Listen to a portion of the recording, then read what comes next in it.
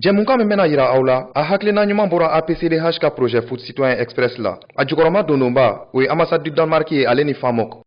فيه ولدت وعشت وأبقى أدعو أن يحفظه الله وطني وطني الغالي وطني وطني الغالي وطني ما أجمله وطنا يبدو روضا حلوا حسنا. Foli ani tanni ko lase aw kelenkelenna bɛɛ lajɛlen ma ni waati in na aw minnu sigilen filɛ k'aw ka jɛmukan lajɛ. Jɛmukan min ni an b'a fɔ a ma mi-temps citoyenne. Mi-temps citoyenne ye jɛmukan ye min bɛ ɲɛnamaya teleɲɛta yɛrɛ jabaraniso sanfɛ kari o kari ni waati kelen na min bɛ tali kɛ fasoden ɲuman yɛrɛ o kanu bɛ se ka na an kelenkelenna bɛɛ lajɛlen dusukun na cogo min na ni jɛmukan ye ne bilara sen kan o kama. Jɛmukan ye wulikajɔ bilara sen kan association pour la promotion de la citoyenneté et des droits humains ale ni teleɲɛta ka tigɛdiɲɔgɔnma hukumu kɔnɔna na.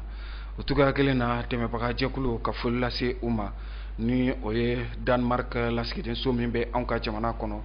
ka taa se Famok ma ninnu bɛɛ lajɛlen dɛmɛbaga ye walasa ni jɛmukan yɛrɛ bɛ se ka bila sen kan cogo min na. Wa ni association yɛrɛ ka wulikajɔ jateminɛ a bɛ don hukumu kɔnɔna na n'o de ye projet Foot Express citoyen min ni an bɛ se ka fɔ a tako filanan de ye nin ka dolaci labɛn denmisɛnw ni ɲɔgɔn cɛ Bamako sigida Gale walima Bamako sigida 4nan na min kɛra salonko kɔnɔna na. Nka ɲinan fɛnɛ t'a la o de kelen fɛnɛ bolodalen don nka a ma da Bamako sigida 4nan ma cette fois-ci Bamako sigida 4nan ani Bamako sigida 5nan olu de filaw denmisɛnw bɛna dolaw ci a bɛ fɔ min yɛrɛ ma ko tournoi min bɛna kɛ équipe damadɔ ni ɲɔgɔn cɛ Bamako sigida 4nan ani Bamako sigida 5nan na. O wulikajɔ olu de dabɔlen don ni jɛkuluba in fɛ n'o o ye association pour la promotion de la citoyenneté et des droits humains. Dɔgɔkun o dɔgɔkun ni jɛmukan in bɛ sigi ka se ka ɲɛfɔli kɛ u ka baaraw tacogo la fasoden ɲuman yɛrɛ o bɛ se ka don an dusukun na cogo min na ka taa se an ka jamana kolatigɛsow ni an b'a fɔ o ma ko institution o yɛrɛ bɛ se ka dɔn cogo min na Malika yɛrɛ kelenkelenna bɛɛ lajɛlen fɛ wulikajɔw ni haminako de y'o ye. An b'a ɲini Ala fɛ Ala ka an ni sababa bɛɛ a ko la. Bi an ka maa welele o ye Musa Bagayogo ye. Musa Bagayogo n bɛ se k'a fɔ nin ye ale siɲɛ filanan ye an ka plateau in sanfɛ. Musa Bagayogo salamu alaikum. Waalaikum salam. Somɔgɔw bɛ di? Tɔɔrɔ si t'u la? An ni baara? Anba. Denbaya bɛ cogo di? Tɔɔrɔ si la. Ayiwa Musa Bagayogo hakili la i ye kiiri dɔnbaa ye nansaraw b'a fɔ min ma ko juriste o cogo kelen na i ye conseil communal ye Bamako sigida 4nan mairie la o tɛ? Alhamdulilayi. Ayiwa Musa an b'i fo k'i waleɲuman dɔn e min nana an ka wele kun filanan jaabi min b'a to an yɛrɛ ka se ka na masala boli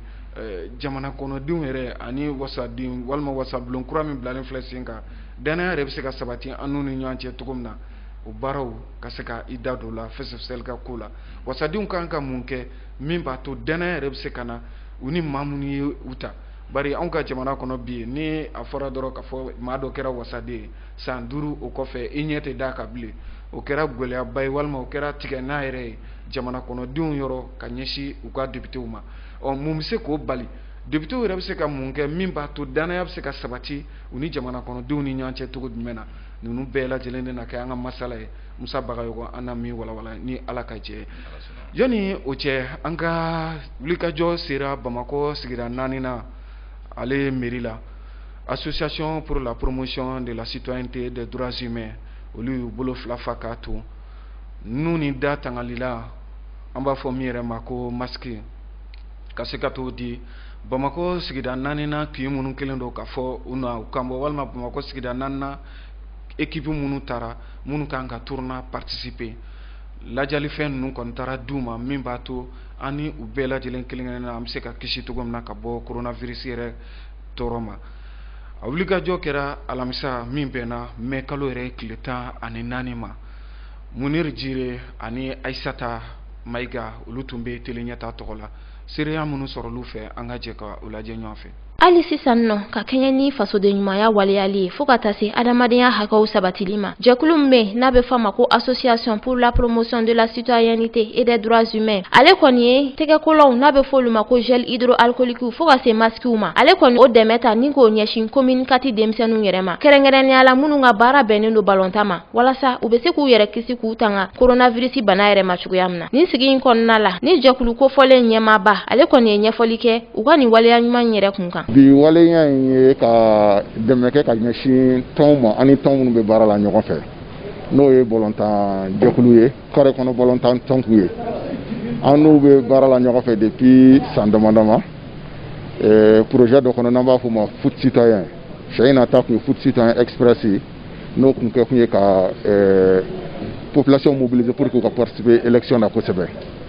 Donc an y'a yira k'a fɔ ko denmisɛnninw ye baara caman kɛ u bɔra terrain kan ka population mobiliser u taar'u ka carte ɲini u taar'u kɛ n'o bɛnna bana waati ma donc anw bolo u ye baara min kɛ terrain kan o baara in n'o bɛ kɛ sababu ye u ni mɔgɔw bɛ gɛrɛ ɲɔgɔn na donc u bɛ risque ta an ko a ka ɲi ka équipement d'u ma équipement min b'u dɛmɛ k'u protéger équipement min b'u dɛmɛ k'a to u bɛ se ka baara min u bɛ continuer k'u ka baara kɛ terrain kan ka sɔrɔ bana m'u sɔrɔ o de ye bi sɔgɔmada in na fɛn ɲɛkun. O tɛmɛnen kɔfɛ a tilala ka ɲini bɛɛ lajɛlen fɛ an ka kɛnɛya tigilamɔgɔw ye waleya minnu sigi sen kan walasa ka se ka coronavirus kunbɛn an bɛɛ lajɛlen ka olu bato. Masque b'an dɛmɛ kosɛbɛ masque min n'an filɛ k'a di denmisɛnninw ma nin ye n'u bɛ taa yɔrɔ yɔrɔ u ka masque in don u taa balontan yɔrɔ de la o u bɛ taa sotaramaw de kɔnɔ u bɛ taa sugu de la o u ka masque don masque bɛ se ka mɔgɔw protéger n'o bɔra yen u ka u tigɛ ko ka jɛ chaque fois ni u bɛ taa yɔrɔ yɔrɔ u ka safinɛ kɛ k'u tigɛ ko n'u magala fɛn fɛn na u ka gel utiliser yan'u k'u bolo se u ɲɛda ma. N'u bɛ sɔgɔsɔgɔ u bɛ u tiso u k'a kɛ u nɔngɔnkuru kɔnɔ ni u kɛla jama ye n'a tɛmɛna mɔgɔ kelen kan ka furancɛw ka don u ni ɲɔgɔn cɛ ka taa furancɛ min dɔgɔyalen ka kɛ mètre kelen donc n'an ye nin mesure ninnu bɛɛ fara ɲɔgɔn kan a ka ca Ala fɛ an bɛ se ka bana in kɛlɛ an k'a bila an kunna fana ko bana in kɛlɛli an ka ɲɛmɔgɔw dɔrɔn tɛ se an kelen kelen bɛɛ lajɛlen de kan ka wuli k'an jɔ bana in tɛ tɛmɛ anw fɛ n'an y'o fanga fara ɲɔgɔn kan o bɛ se k'an ka ɲɛmɔgɔw dɛmɛ pour que an ka se ka bana in kɛlɛ. Ni sigi in kɔnɔna la commune kati maire ale ka nɔnabila nanina ale fana y'a ka nisɔndiyakanw ta ka yira. An ka nisɔndiya tɛ se ka fɔ ka ban anw de kan ka nin kɛ ni mɔgɔ sɔrɔla mun b'an dɛmɛ ni an b'a tigi fo ka wale ɲuman dɔn u siɲɛ fɔlɔ tɛ nin an y'o de fɔ fɛn fɛn bɛna adamadenya ɲɛta ye olu ye sport bila o sanfɛ parce que adamaden tant que n'i man kɛnɛ tɛ se ka foyi kɛ dugukolo kɔ kan u y'o de yira anw na sisan u ko u nana kiti ninnu ye mɔgɔw k'u tɛgɛ ko ka gel hydroalcoolique nu utiliser pour que bana nin ka se ka bɔ an ka jamana kɔnɔ donc an b'u fo k'u wale ɲuman dɔn ka mɔgɔ wɛrɛ wele u ye ŋaniya mun ta mɔgɔ wɛrɛ ka se ka ŋaniya in ta pour que bana jugu min bɛ ka fɔ na a ka se ka nɔgɔya an ka jamana donc an ka foli n'an ka wale ɲuman dɔn b'u ye. Maa minnu garisɛgɛ donna ni dɛmɛ kofɔlen na n'o yɛrɛ bɛ tali kɛ gel hydroalcoolique la fo ka taa se masques ma olu kɔni y'u ka nisɔndiyakanw ta ka yira u tilala k'a yira k'a fɔ u ka kumaw kɔnɔna la k'olu kɔni bɛ n'u wasa don ni gel hydroalcoolique ni masques kofɔlen ninnu na walasa coronavirus yɛrɛ bɛ se ka kɛlɛ an ka jamana kɔnɔ cogoya min na. Vraiment nisɔndiyara foot citoyen ka nin acte in vraiment c'est à saluer ni association caman bɛ nin activité ninnu kɛ commune kɔnɔ a bɛ mɔgɔw kɛ sababu ye ka mɔgɔw ka santé préserver parce que en réalité coronavirus ko in sensibilisation ba ma k'a la parce que mɔgɔw dalen t'a la mɔgɔw chaque fois i bɛ barodaw la i bɛ mɔgɔw ye k'a fɔ ko coronavirus tɛ ko politique ka ko don en réalité coronavirus ne yɛrɛ dar'a la parce que ne yɛrɛ dagawuli teri a y'olu minɛ k'u ka famille bɛɛ minɛ donc o kɛra sababu ye ne yɛrɛ bɛ mɔgɔw sensibiliser a la a ye da la k'a fɔ bana in bɛ yen a y'aw yɛrɛ préserver fɛn o fɛn ni a bɛ mɔgɔw ka santé tiɲɛ ni i bɛ se k'i yɛrɛ préserver cogo o cogo a kɛra tiɲɛ o a kɛra nkalon ye ne bolo pouvoir t'i bolo k'a vérifier tout mais ni a fɔra il faut prendre des précautions k'i yɛrɛ préserver ne bolo hakilina ninnu an k'o fɔ ɲɔgɔn ɲɛna an ka ɲɔgɔn bilasira o de ka ɲi parce que fura tɛ fɛn min na an yɛrɛ ɲɛ b'a la a bɛ ka fagali kɛ diɲɛ yɔrɔ bɛɛ n'an yɛrɛ y'an ka précaution ta se foyi t'an ye mais se ye min ye o précaution donc o bɛ fisaya an ma kosɛbɛ il faut beaucoup de sensibilisation an ka hakili to o yɔrɔ la an ka mɔgɔw kunnafoni n'a ye o de la an bɛ. Ni masque in sɔrɔ nisɔndiyara kojugu parce que an bɛ foli lase foot citoyen express mɔgɔ bɛɛ ma c'est pas nin t'a fɔlɔ ye quoi depuis première édition anw bɛ yan nɔ donc ne b'a participer à tout moment an bɛ foli lase Bassirou yɛrɛ de ma à travers communicatif kɔnɔna la yan nɔ vraiment masque in sɔrɔli a diyara n ye kojugu. Ni masque in gel in sɔrɔ a diyara n ye kosɛbɛ parce que n'i y'a jateminɛ diɲɛ kɔnɔ Mali kɔnɔ diɲɛ fan bɛɛ bana jugu min bɛ yen nɔ sisan n'o ye coronavirus ye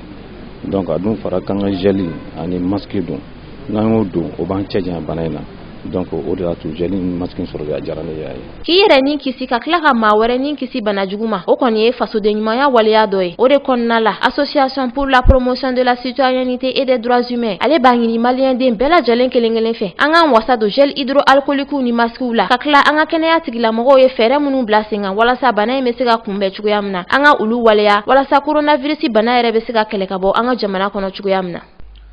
Minnu bɛɛ lajɛlen tɛmɛnen ko ka bɔ yen nɔ an bɛ segin ka na an ka maa welelen yɔrɔ Musa Bagayogo kalafili bɔra sisan ka kɛ anw ka jamana kɔnɔ hali ni y'a sɔrɔ an bɛ se ka fɔ a baaraw bɛɛ lajɛlen kuncɛra pewu wasaden kɔrɔkɔrɔ yɛrɛ e ko u m'u ka baaraw yɛrɛ kunfɔlɔw daminɛ an b'a fɔ min ma ko nanzarakan na élection législative tako fɔlɔ kɛra mars kalo tile 29 tako filanan kɛra avril kalo tile 19 hali ni y'a sɔrɔ a kumaw cayara anw ka jamana kɔnɔ kɛrɛnkɛrɛnnenya la cour constitutionnelle ka jaabi bɔlen ka bi kalafili min kelen filɛ nin e ye kiiri ɲɛdɔnna ye an b'a fɔ min ma nanzarakan na juriste i ye conseil communal ye Bamakɔ sigida 4nan na n'a fɔra k'i ka hakilinata fɔ bakurubali na ni kalafili min bɔra ka kɛ anw ka jamana kɔnɔ e bɛ se ka mun sɔrɔ ka fɔ a la. Balimakɛ n b'i fo i ka ɲininkali la yanni an ka ɲininkaliw jaabi an bɛ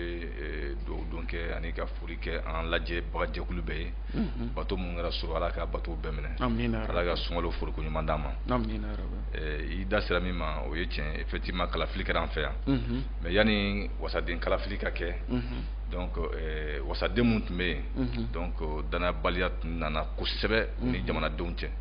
parce que u bɛ sigi san 5 o san 5 tun banna u ye kalo 6 du yɛrɛ ma banna kalo wɛrɛ 5 yɛrɛ ma donc fo maliyɛnw sigira ka kuma donc dialogue la o dialogue fana o sigi ka kuma y'a jira k'a fɔ baara telima min kan ka kɛ joona o ye wasaden kuraw tali ye ko sinon mun bɛ yen o tɛ se ka kuma jamanadenw tɔgɔ la parce que jamanadenw ye wagati min d'u ma wagati tɛmɛna fɔ ni san 1 donc kɔrɔ ye k'a fɔ wasaden kɔrɔ ninnu donc u ni fasodenw tun t'a la tugun bon donc mais ni fana ye jateminɛ kɛ filanan min kɛra nin ye wasaden kura mun nalen filɛ an tun y'a jigiya k'a fɔ u bɛ na ni danaya ni bonya ni makama min ye bon gɛlɛyaw caman donna la parce que an bɛ Ala fo ka waleɲuman dɔn kalata kɔni kɛra an bɛ se k'a fɔ basigi kɔnɔ a mankanw ma bonya même n'o y'a sɔrɔ opposition ɲɛmaa n'o ye Sumayila ye ale ye kasara sɔrɔ a la parce que u ye a minɛ an bɛ dugawu kɛ ye ka dugawu kɛ Ala ka ɲuman segin ka na a ka denbaya la o talen kɔ o bɔlen kɔ yen donc gɛlɛya min fana yera o ye mɔgɔw ɲugunna kalata nin na kosɛbɛ parce que cour constitutionnelle n'o ye an ka wasaso dɔ fana ye min kan ka kalata ninnu perepere latigɛ donc o bɔra ni jaabi dɔw ye a jaabiw kɛra mankanw ye fan caman fɛ commune 1 Sikaso commune 5 yɔrɔ caman na donc o nana wasaden kura ninnu ɲugun don mɔgɔw la dɔɔnin voilà donc voilà parce que mɔgɔ minnu taara kalata donc u bolo u ka kalama jateminɛ u kɔni taara ɲininka u dalakan na u y'u ka sugantiliw kɛ mais kɔfɛ min ye ɲamaw ja donc u ye a ko ye bon donc u bɛ na ni danaya baara yɛrɛ daminɛ bali wasaden ninnu fɛ donc u tacogo yɛrɛ en tout cas a fanba tacogo donc ɲugun bɛ o yɔrɔ la déjà o ye gɛlɛya fɔlɔ ye a gɛlɛya filanan ye min ye u yɛrɛ ka bureau sigi la parce que ɲama de bɛ sigi wasabulon kɔnɔ o fana ɲama tali la o baaraw kɛra cogo min na o kɛra mɔgɔw ɲugun yɔrɔ filanan ye a la a bɛ fɔ min ma ko unanimité o ma sɔrɔ ko in na o ma sɔrɔ a la bon o tun man ka sɔrɔ a la parce que ni an ye jateminɛ kɛ a fɔra ko fanga ani fanga sinama tɔn de bɛ bulon kɔnɔ mais ɲamaya sigi nin na a nana ye mɔgɔ min jateminɛlen don k'o ye fanga sinama tɔnw ye o yɛrɛ bɛɛ ye kala ta donc fanga ka mɔgɔw ye o don a ye caman siran donc assemblée min sigira k'a fɔ ko a bɛ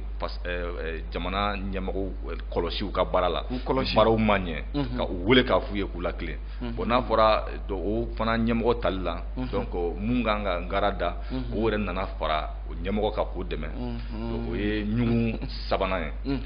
ɲugun naaninan yɔrɔ min ye donc wasaden bulon ɲɛmɔgɔ min taara n'o de fana kan ka kɛ mɔgɔ fɔlɔ ye min bɛ gouvernement ka baaraw kɔlɔsi ka jamana ɲɛmɔgɔ ka baara kɔlɔsi donc ka ngara da ka jamana hɛrɛ lajɛ o de fana ka déclaration na a sigira dora ko ale bɛ jamana ɲɛmɔgɔ fo donc ko o de y'ale sigi donc o bɛ a yira k'a fɔ donc baaraw kan ka kɛ cogo min na kɔlɔsiliw la a caman na a tɛna ko cogo la donc o ɲugun yɔrɔw de yira o tɛ wasabulon ɲɛmɔgɔ kura ye n'o ye Musa Tɛmɛnɛ wa an bɛ se k'a fɔ denmisɛnninya fana ye ale sɔrɔ nin yɔrɔ in na walima discours kɛcogo la maa min tun kan ka a bilasira bari Musa Tɛmɛnɛ an ni ale yɛrɛ bɛɛ lajɛlen an bɛ se k'a fɔ a kɔni si bɛ ne ta ɲɛ dɔɔni san 47 nka discours minnu kan ka kalan jamana jabarani so ɲɛkɔrɔla la ou bien jama ɲɛkɔrɔla la tuma dɔ la gɛlɛya b'a la an ka jamana kɔnɔna na bari Musa Tɛmɛnɛ walima an bɛ se k'a fɔ wasabulon min filɛ nin a kan ka kɛ baaraw kɔlɔsiliba ye kɛrɛnkɛrɛnnenya la fanga ka baara kɔlɔsiliba ye bari jamana kɔnɔdenw y'o ta o kama nka n'u ka baara nana kɛ ka jamana ɲɛmɔgɔ mankutu walima ka fanga mankutu cogo dɔw la gɛlɛya bɛ don a baaraw la i tɛ fɛn k'o yɔrɔ de fɔ ɲɛna yan na tantɔ awɔ n b'a fɔ k'o yɔrɔ fɔ mais i bɛ ka yɔrɔ min fɔ k'a fɔ peut-être discours na nacogoya don bon ne bolo n'i bɛ nin niveau façon na discours tɛ se ka bali la o parce que a bɛ kunɲɔgɔn ale y'i présenté k'a fɔ a bɛ assemblée président ɲini a ka ca kunɲɔgɔn kelen bon donc i b'i labɛn o de kama donc ni fana y'a sɔrɔ i kan ka discours min kɛ o discours bɛ labɛn wagati jan ka kɔn o ye kelen nin tɛ ale siɲɛ fɔlɔ la donc nin ye a ka mandat filanan ye mandat tɛmɛnen vice président voilà mandat tɛmɛnen fana président ka dankan tun don donc i bɛ se ka kɛ o niveau la donc ko i bɛ se ka discours bɛ se ka bali la ni discours bali la o kɔrɔ ye ka fɔ an yɛrɛ bɛ siga est ce que ɲamaya ni a seko n'a dɔnko b'i la k'a kɛ o ye a fɔlɔ ye a filanan ye min ye jateminɛ min kɛra parce que mɔgɔw tun y'a fɔ ne tun sigira la mais n seriyala la parce que n ye RPM député dɔ a n'a bureau national mɔgɔ dɔ ka kuma lamɛn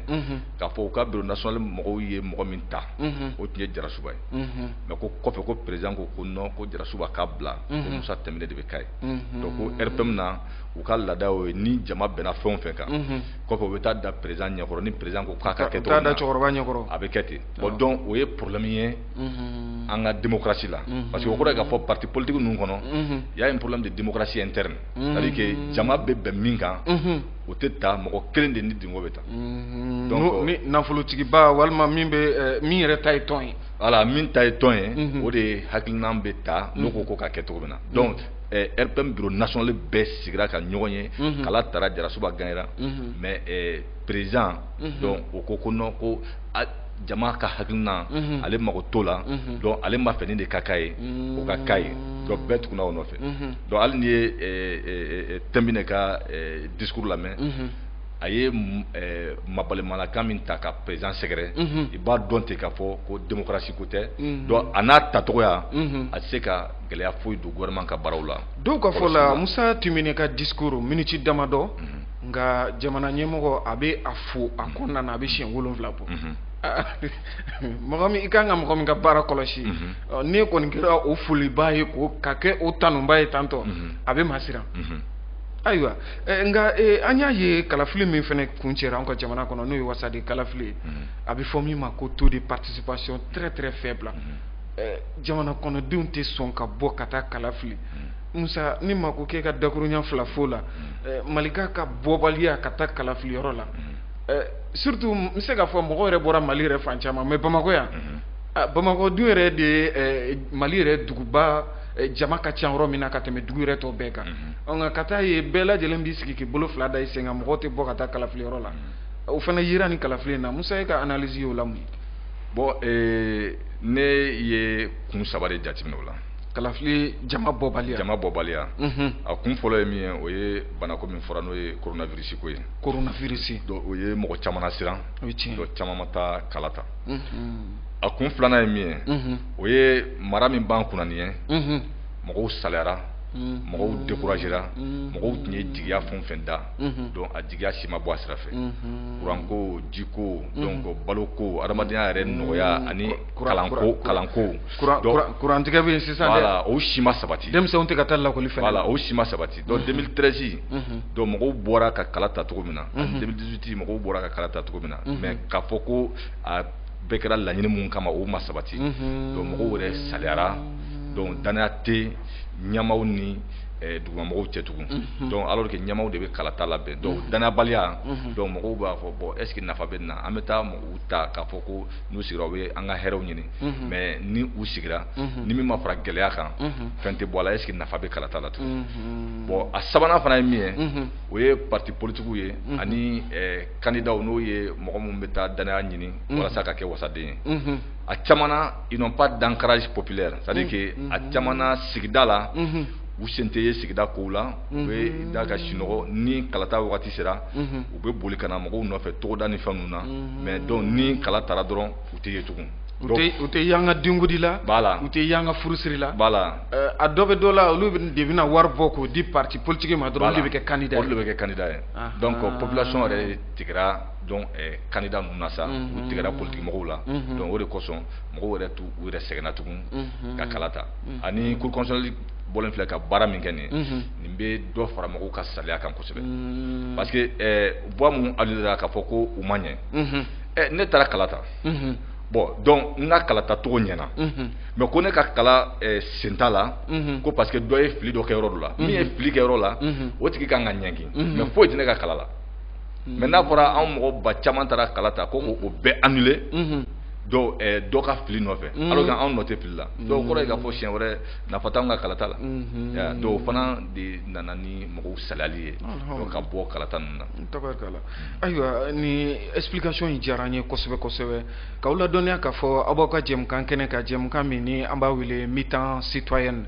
fasoden ɲumanya kanu bɛ se ka don an kelen-kelenna bɛɛ lajɛlen dusukun na cogo min na association pour la promotion de la citoyenneté et des droits humains ale ni tele ɲɛta olu ka tɛgɛ di ɲɔgɔnma kɛra sababu ye ka ni jɛmukan in bila sen ka kari o kari ni waati kelen na ni jɛmukan kofɔlen bɛ tɛmɛ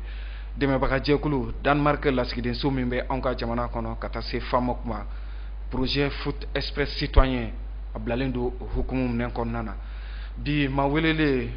Musa Bagayoko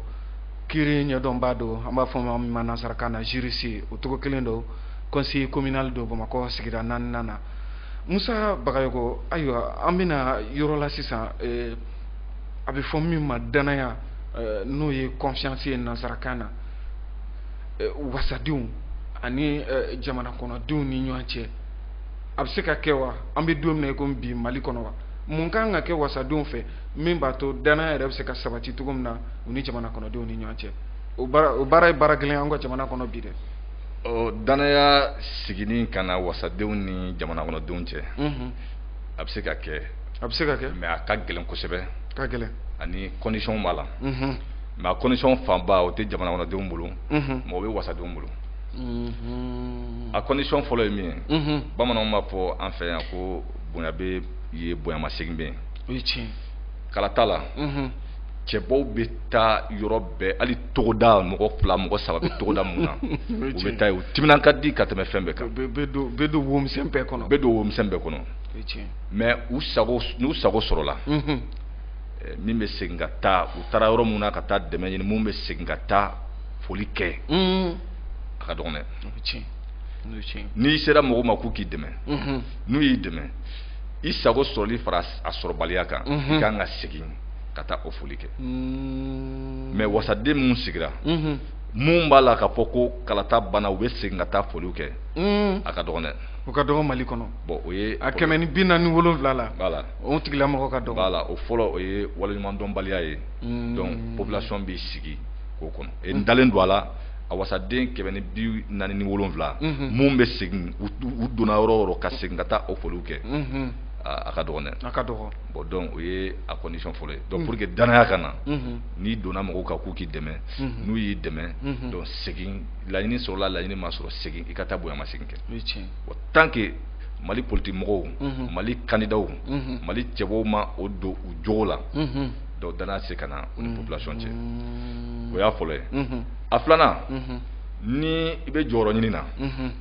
n'i sera yɔrɔ o yɔrɔ ni sigidalamɔgɔw y'u ka gɛlɛyaw fɔ mɔgɔ kan ka k'i bolo ou bien i yɛrɛ i ka a gɛlɛya bɛɛ sɛbɛn ani n'i ye layiru fɛn o fɛn ta campagne wagati la kan'a kɛ dɔrɔn n y'a ta pour que mɔgɔw ka kalata ɲɛ n'i ye layiru fɛn o fɛn ta ni kalata banna n'i ka laɲini sabatira i sigi k'a layiru bɛɛ recenser n'o ye engagement ye i k'a bɛɛ sɛbɛn n'o o banna i k'a lajɛ i ye engagement mun ta n'o ye layiru ye donc san 5 kɔnɔna la n bɛ se ka layiru fɔlɔ nin n bɛ se ka nin bɔ a sira fɛ san fɔlɔ la wa n bɛ se ka layiru filanan bɔ a sira fɛ wagati jumɛn na donc ka chronogramme dɔ kɛ layiru min kan ka lawaleya wagati min na layiru min kan ka lawaleya wagati min na donc ka o fana boloda n'i ye misali ta o don n ye dɔw ka kibaruya lajɛ ni o ye communicatif député ye donc u ka maire kɔrɔ Musa Mara voilà donc premier ministre kɔrɔ ministre kɔrɔ voilà donc ko depuis kalata banna don o don a bɛ ka taa quartier la tɛmɛna yɔrɔ o yɔrɔ fɛ a bɛ ka taa foli ni bonyamasegin kɛ bon k'a tun ye layiru dɔ fana ta k'a fɔ kunɲɔgɔn o kunɲɔgɔn kɔnɔ siɲɛ 2 a bɛ population bisimila ka mɔgɔw ka gɛlɛyaw ta donc u y'o baaraw daminɛ nin y'a kunɲɔgɔn 2 ye bon donc ni i ka layiru fɛn fɛn n'i y'a recenser layiru min bɛ se ka bɔ a dɔgɔkɔrɔ wagati min na layiru min bɛ se ka sabati wagati min na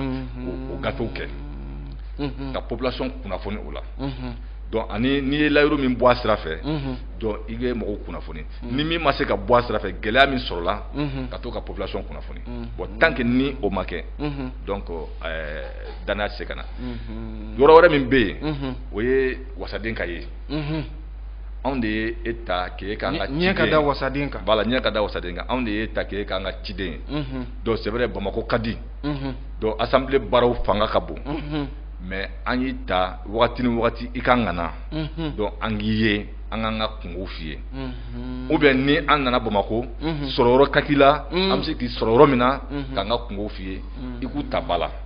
wagati ni wagati ka segin ka na aw ka dossier minnu tun bolo aw ka ci minnu tun bolo an sera ka lase nin kun dama la gɛlɛya minnu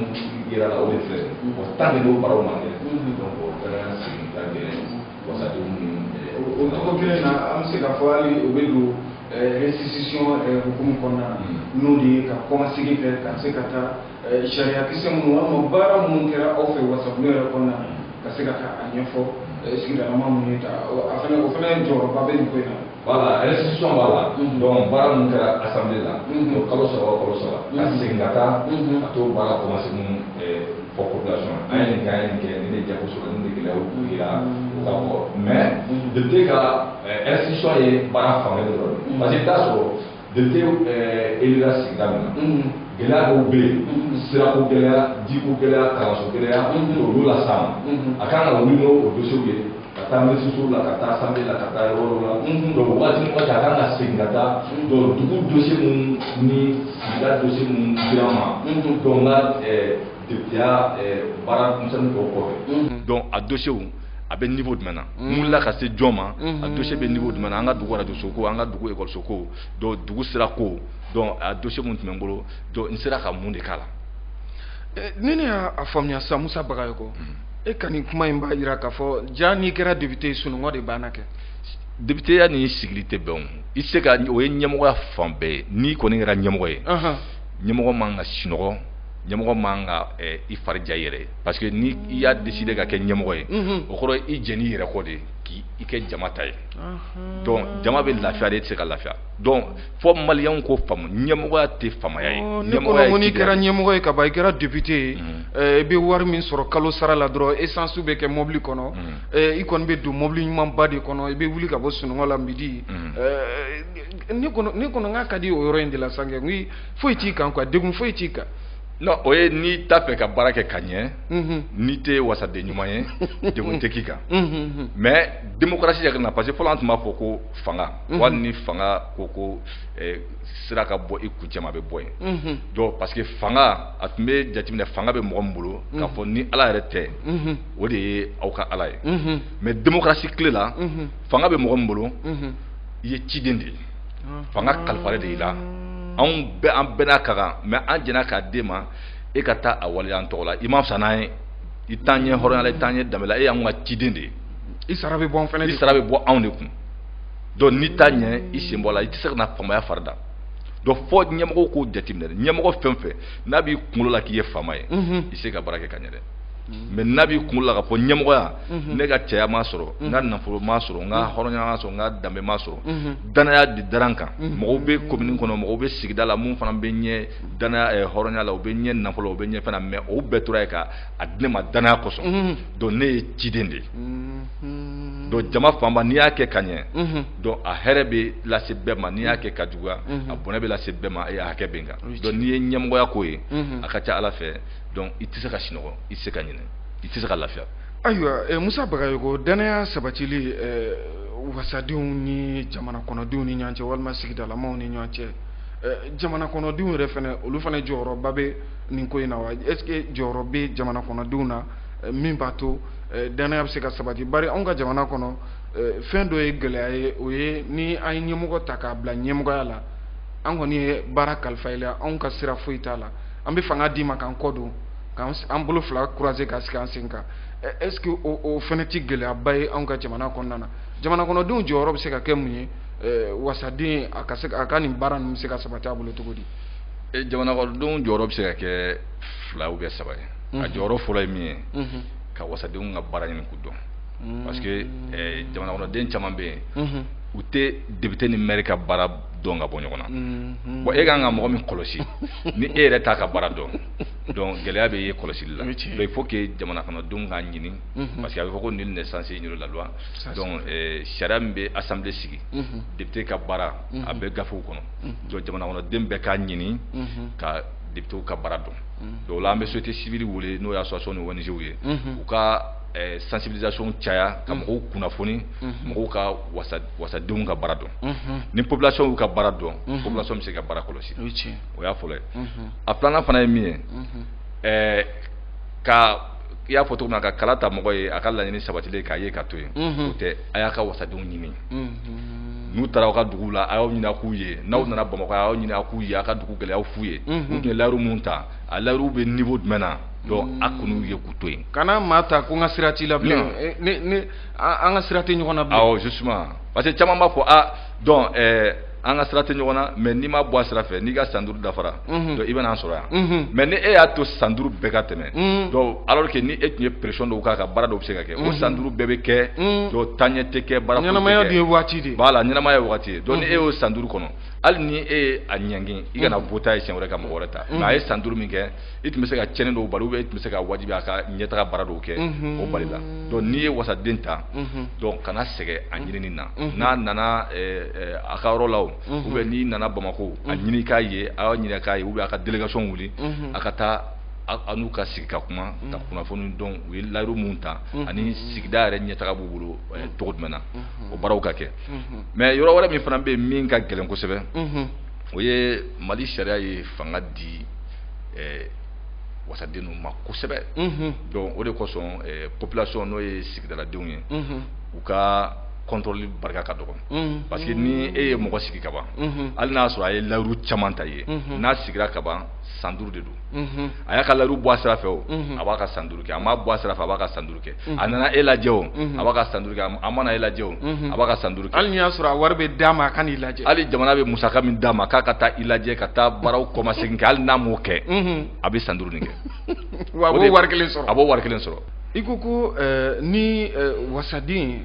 jamana kɔnɔdenw man kan ka fanga di kalifa i la ka i kɔ don i la cogo si la i m'o de fɔ walima jɔyɔrɔ yɛrɛ bɛɛ kan ka kɛ ten jamana kɔnɔna na jɔyɔrɔ bɛɛ kan ka kɛ ten ni jɔyɔrɔ dir'i ma i ta tɛ a kalifa i la de i bilara baara dɔw de la i kan k'o baara kɛ ka wasa mɔgɔ min y'i bila o baara la o kan k'i kɔlɔsi olu ni man kan ka kɛ siranɲɛfɛn ye dɔw yɛrɛ gɛrɛli u ka député la f'u bɛ siran f'u bɛ yɛrɛ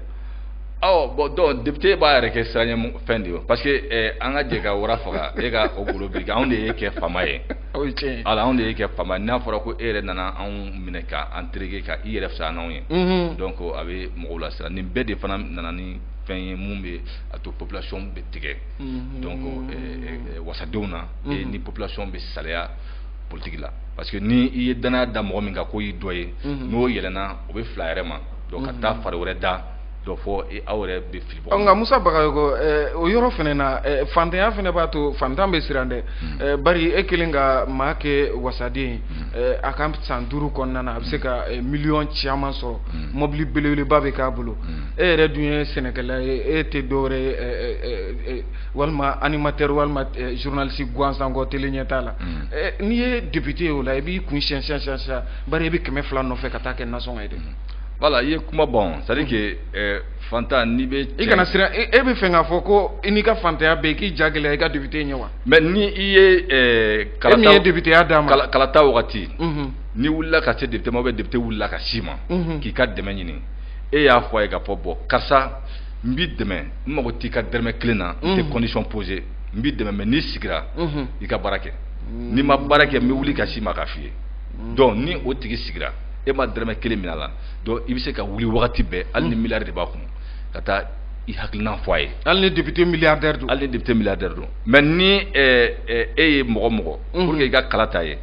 e war minala ou be yi ga sigida condition do poser bo an ga ni yoro poncene no ni glan ye folon am me so ka kalata ye donc aw ga durute nyona de aka gele e ga wuli ka sama mais politique mogo ya hakil maw fana mogo nu deme dina ni ngani ala ma fen ko fo ou be sira o mogo façon de bon mais malheureusement malila jamaye ni kalata wakatu sira mogo be war mena ka voter ou be ka sigida gele do fo ko fo o ka nyana bo yani kalata che donc ko sino ku te voter bo do no nyana bora do aw ka durute nyona e ko pour que ga voter nyi ngani ke nyen ke voter anye anga durute nyona e ga cinéma donc ko wala tu do rebe dola lay ni bawre tere bala ka balani show la be bala walma ka una nyona mana ko chiama na bala justement au financement mana di ka bandoro député ka barabana bala ne dira ka député do ka campagne suit donc je crois que Moussa Mara kelen do ko be katla atara assemblée la rolo wuka sigida kanivo wirala ko kanivo barato e million 7 donc nous asera ko demain ko bara o be votaye akoko alento la ruta ato la ruta ata barake yani kalata kase parce que no kera avec ka barake pour que ka kalata ye ko non alem passer alem ma passer ni kalata bana ou ka délégation do wuli ka ta alem fe do se ka nyogon de ma bara la to mina do oboke donc o dana kuma nun de kapsa parce que wala sigdala mogo na wula ka se o tigi façon ma do a chamana aw bi se ka o nyedo anyala ka o ka tiempo parce que aw ma femna la apanama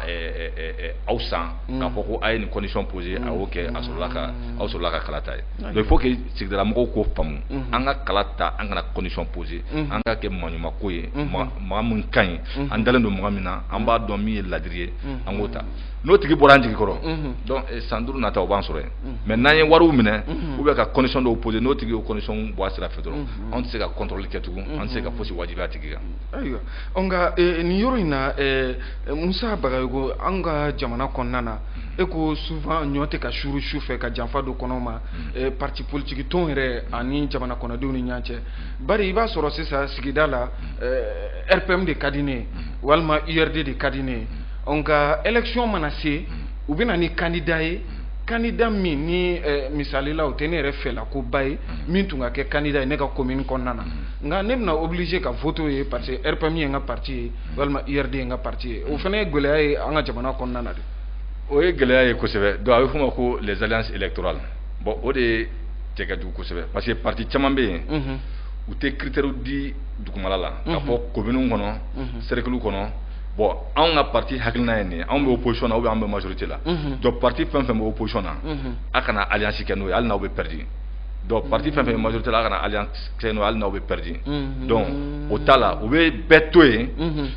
au ka commune na o de ba laje au ba pa on mi ngata alliance la mi ba au la gagner parti be de be gagner jatimine ou te idéologie ni valeur jatimine nega parti anga bin al nambe bin anga bin anga valeur nanga idéologie o kafsa ambolo pour ante fara kasaka mais parti be anga politique ye joro ko ye hakil nan ko tek donc ni ne farla kasaka no be se ka joro nema o kasaka hornya no ka dambe no ka politique tabulo nega strato la donc o ye anga geleaw ye donc il faut que Mali la parti nyemago ka bureau national ka consigne di commune ngona ne cercle kono na ma ya ka beta alliance la critère dɔw filɛ nin ye donc a ye taa n'o ye ani ni parti kana taa parce que u ka position ye nin ye ani ni parti kana taa parce que u bɛ opposition na ainsi de suite donc fo o de ka kɛ tant que n'o ma kɛ population bɛ degun parce que i bɛ taa sɔrɔ population tigɛlen don parti dɔ la ou bien population tigɛlen don candidat dɔ la donc u de yɛrɛ ka ɲɛmaaya kalifa o la o ma ɲɛ donc u b'a fɛ k'o ɲɛnkin bon mɔgɔ dɔ bɛ yen o ka ɲi u b'a fɛ k'o ta mais u b'a fɛ ka min ta ani u b'a fɛ ka min ɲɛngin u fila bɛ t'i fara ɲɔgɔn kan nin ye gɛlɛyaba ye voilà o ye gɛlɛyaba ye wala dɔw yɛrɛ tɛ kala ta tugun ou bien dɔw kɔni b'u ɲɛ tugun ten ka taa dɔ nin nɔfɛ o ye gɛlɛyaba ye franchement o ye gɛlɛyaba ye an ka jamana kɔnɔna na i n'a fɔ a kɛra cogo min na élection législative tɛmɛnen na an y'a ye Kulukorokaw fɛ yen nɔ o yera Tɛnɛnkunkaw fɛ yen nɔ o yera Buguni o yera Bamakɔ sigida Gali a yera fan caman fɛ e ka parti yɛrɛ ni dɔ b'a tɛgɛ di ɲɔgɔn ma a bɛ kɛ faamuyabaliya yɛrɛ ye cogo kunkolo la nka a bɛ kɛ cogo di e bɛ laban o laban e bɛ taa kala fili i ka parti de ye hali n'i y'a sɔrɔ ni mɔgɔ dɔ bɛ jɛ la min ka ko man di walima e yɛrɛ y'a dɔn mɔgɔ min tɛ danna mɔgɔ ye cogo si la ayiwa Musa Bagayogo an ka bi jɛmukan kulu bɛ ka sɛnsɛn ka se siɲɛ na